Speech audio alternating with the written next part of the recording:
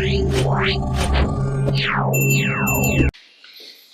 Are you Anthony Mendoza? Yes, ma'am. And Mr. Mendoza was previously in court and entered pleas of true to counts 1 through 13 in a motion to revoke probation.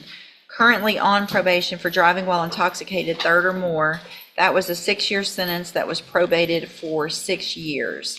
I've received an updated pre-sentence report. Has everyone had an opportunity to review that report? Yes, Your Honor. Yes, Your Honor, we have. Are there any additions or corrections to that report? No, Your Honor. Not from the state judge. All right, Mr. Parker, you may proceed. Well, a couple of things I want to address. It's a situation I see quite a bit where he's ordered to have to scram and interlock. It's costing him $600 a month. And he's having to go to work, but yet he's not supposed to drive. And so he's driving with an invalid license. And then he's not able to work, and he can't afford to pay for the things, he needs to do, such as the 12-step program, the GED program, all those things require money. And that's one of the big issues. But the things I'm concerned about is that it says that he went to the safety relapse program. I'm not sure exactly what happened, but he says he never went to the safety relapse program. I don't know if he was ordered to go and he didn't go, but I think he was in custody at the time, and I'm not sure how that happened. But he also says he's never tested positive for cocaine, which is alleged in here. It addresses an issue that he apparently had with one of the directors of the facility where he became combative. And this also, in turn, is tied to a scram device. He ended up developing a big sore on his ankle, so he would put his sock behind the scram device. And in this incident, he was frustrated, and he wanted to take his boot off to show the director the problem that he had. And that's when they were saying that he was being disruptive. He has no other felonies, Judge, and he wants opportunity to go back to he wants to complete his probation. He wants to do the safety relapse. I'd like to hear what they say of what happened with that, but I'm sure there's an explanation, and I think you'd also like to address the court, Judge. Well, let me first make sure I've got the timeline, because it appears that I see that safety he completed and then was placed on zero tolerance in the high-medium caseload. And after that, there was an issue where he was testing positive, again, for alcohol and cocaine, which I understand he denies the cocaine, but that's what this alleges. And in October of 2022, I'm assuming through an administrative hearing, was granted relapse safety. Yes, ma'am. There was a motion to revoke that was filed and came before the court, and he was ordered to go to relapse safety, and he absconded, and he never went to relapse. So he wasn't in custody? No. Okay. And then, so we didn't see him again until August 11th of 2023, when he was arrested in Houston.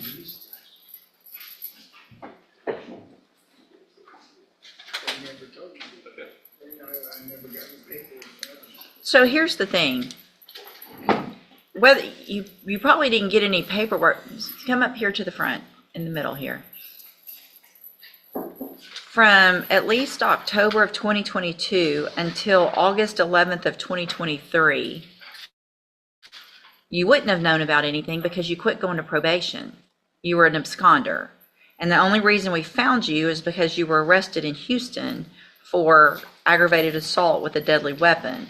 And then in May, we get you back here, and you were sanctioned to 180 days in jail. So this is the third time, it looks like to me, that you would have been given an opportunity to remain on probation. Gave you upfront time, continued you on probation. Courtesy supervision was sent to Harris County, and then we have the scram device issues still, alcohol violations, interlock violations, aggressive behavior, ongoing alcohol use. So if you didn't do the relapse safety, it's not anyone's fault other than your own, because if you didn't know about it, it's because you weren't going to probation. Mr. Nichols? Judge, I think it's pretty clear. He was put on zero tolerance a couple of years ago, and here we are on the second time. Third. Multiple times. Yeah. And I don't know what else we could do. So obviously I agree with the probation department's recommendation for revocation. I think he's had more than enough chances, Judge. In fact, there was one thing I want to make the court aware of. If I can call Ms. Martinez real Yeah, quick. sure. Ms. Martinez, would you please raise your right hand? Do you swear or affirm the testimony you're going to give in this hearing will be the truth, the whole truth, and nothing but the truth, so help you God? Thank you. Go ahead. Ms. Martinez, you were supervising, well, Mr. Mendoza was on Harris County supervision, correct? Yes, sir. And you were the Jefferson County officer responsible for monitoring, is that correct? Yes, And back in October, when he started having these violations and the warrant was issued, did you advise him to turn himself in? yes. And what was his response to you? He had responded with an email that said, "Ha." That was his only reply to you? Did I ask you to print me out a copy of that? Yes. Showing you what I marked as Exhibit 1 for purposes of this hearing. Is this a copy of the email with his reply to you? Yes. I'll tender to the defense attorney, Your Honor. I'll tender to the court for purposes of this hearing. I'll offer State's Exhibit 1. It's admitted. And is that pretty consistent with his level of cooperation and attempts to prevent probation while he's been supervised? Yes, sir. No other questions, Your Honor. All right, any questions? Just a couple. I want to clarify on the relapse program. You said y'all came to court on motion to revoke. Is that my understanding? Yes. And so the safety relapse was ordered by Judge West, Yes. and he was here. The defendant was here. Mr. Mendoza was here that time. Yes, sir. Well, wouldn't he have been taken into custody? Let me make sure, because I wasn't supervising. Okay. It looks like the hearing was completed over the phone. Okay, wait, he wasn't on here. It was over the phone with the supervisor at that time, due to him residing in Houston. He reported he had a lack of transportation to report back to the hearing at that time because he had tested positive for alcohol and cocaine. The supervisor had recommended complete relapse safety and issue a warrant for his arrest. So he was made aware at that time that he was going to have a warrant and we were requesting relapse safety. I have no further questions of her, Judge. All right, anything I have no else? other questions for Ms. Your Honor. Martinez. Thank you, Ms. Martinez. I think he wanted to address the court, but we never did because Sure. we talked with her. Go Would ahead. you like to tell the court? Do you want to tell the court? Y'all saying I went to safety twice, I never went. Nobody's saying you went to safety twice. We're saying you went to You're saying safety. I'm Hold on, absconding? don't, listen. I'm gonna let you talk, but don't talk over me. We're saying that you went to safety and then that you were ordered to go to the safety relapse, but you never came and turned yourself in after that phone call where you were told that there was to be a warrant for your arrest. So no, you never went to safety relapse. Go ahead. She said I was supposed to turn myself in. That was after I did the 9 months where felony assault got dropped to a misdemeanor terrorist threat. Mm-hmm. So when I was here, y'all let me out. And then I was trying to work and they kept saying that I was messing with the scam device. Okay. So I was actually at work when she sent me a message to my phone. And I was trying to work and trying to pay, for the devices and stuff, since they were violating me for operating my truck without court permission. Mm-hmm. So that's when I just didn't turn myself in. Right. So did you respond? Is that email? That was Yes, what, ma'am. that's what you thought about all that? Yes, ma'am, I did actually say that. You thought that was funny? It's because I was agitated and I was taking lunch at work, and I was trying to do things, trying to make money to take the classes But with being on the scram device. Well, you had money to buy alcohol. You had, because you kept drinking, because you kept messing, I mean, Mr. Mendoza, you have been given so many opportunities on this probation, and I understand that those things are expensive. However, if you had at any time stopped testing positive and having blood alcohol readings that were positive on those things, then you could have eventually gotten off of those. I don't keep people on those for very long. But the reason we had to keep doing it for you is because you kept drinking. You kept messing up. And so you don't get to say, I kept messing up. I mean, seriously, you got the initial probation in 2021.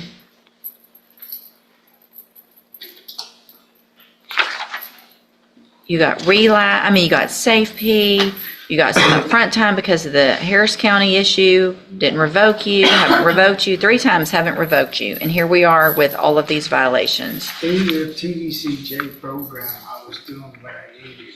The only time I had issues when I had the foot problem that I got from the halfway house. That's the only reason they said I absconded from the TDCJ program. Okay, I've actually done well through the program, through with the supervised division. The only time I messed up is when they stopped supervising me and made me go do these things by myself. well, I mean, how old are you? How old are you? I'm 43. 43 years old. And I have no felonies on my record except for this. That doesn't mean anything. You have this felony and you have 6 years hanging over your head. And you've been given all the tools. You went to SafeP, you got aftercare. At some point, you have to take those tools and do for yourself and not come in and say, well, they made me do it for myself, so it's somebody else's fault that I kept drinking. We gave you the tools. If I can go We're done. through At this, another we're done. SafeP and- No, we're done. Let me kiss my At the- ass. Mr. Mendoza, turn around. You can say whatever you want, but you're gonna face me and you're gonna get your sentence. And if at this time I could give you more, I would, I promise you, but I can't. So I'm going to find that you entered your pleas of true to counts 1 through 13 freely and voluntarily. Find those counts true. Find sufficient evidence to revoke your probation, and at this time revoke your probation, sentence you to 6 years in the institutional division of the Texas Department of Corrections. You will receive credit on that sentence for any time that you've been in custody that the law gives you the right to receive. I'm going to hand you a certification of your right to appeal. This was not an agreement, so you do have some rights to appeal. Y'all need to sign that before you leave right now. You need to sign that you're getting a copy of it, and then we'll give you your copy, and then when you're done with that, you can go back with the bailiff.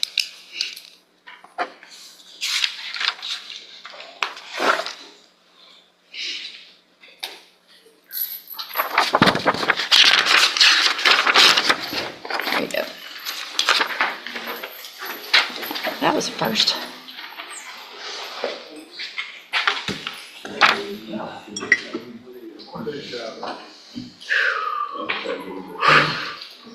I think I need a moment.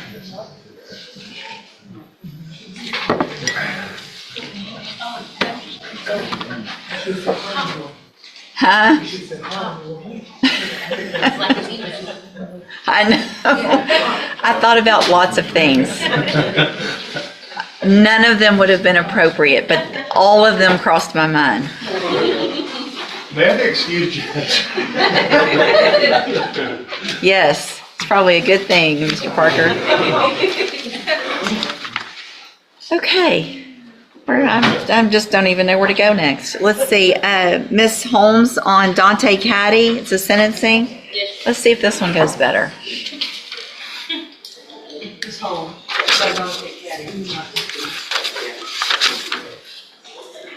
Oh, it's not. I know. I don't think it's gonna go better for her. I don't. It caught me off guard. I couldn't help my natural reaction. Mine was, Yeah. You have it very well. Well, that's why I have no words now, because all the other words are stuck right here that want to come out. Yeah, I feel like I gotta get them out. yeah. I might need to take a break and go say all the words. Okay. Well, here we go again, I think. Dante.